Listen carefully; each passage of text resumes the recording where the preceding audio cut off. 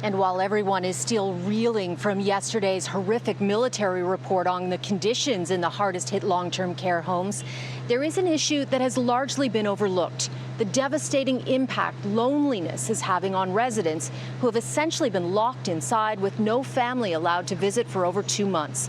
Some relatives are saying that loneliness is a bigger danger to their loved ones than COVID-19. She was very lively before. She'd be downstairs singing and laughing and talking to everybody. Now she's a lot of times she's incoherent. I blame the loneliness. Her mental ability is sliding, and it's going down pretty quickly. Cindy Samulski's mother, Dorothy, is 98 years old. She's legally blind and can't watch TV or read. Her daughter says she sits in her room all day alone. She used to get family visits every day. Does it feel like a long time since you've been able to see your daughter in person? Yes. A month ago, Cindy says she could have an hour-long conversation with her mother. Now it is hard to get her to say more than just a few words. You got to tell them not to put you to bed all day, and then you can sleep at night. That's the problem, right? Yeah, I know. Yesterday's military report on conditions at 5 of the worst-hit long-term care homes noted the devastation social isolation is causing.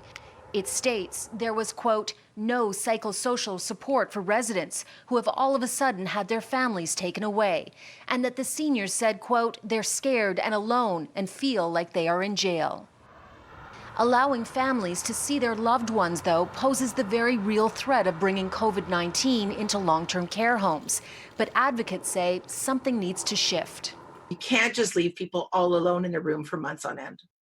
Other jurisdictions like Alberta and Quebec have started to loosen some restrictions.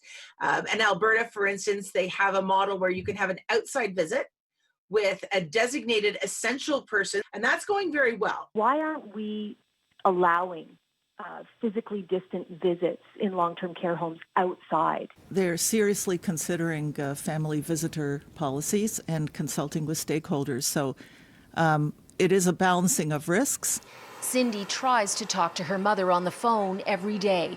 Sometimes she drives an hour just to stand outside her 5th floor window so she can feel closer. I think if I were to ask my mother and she'd understood, she'd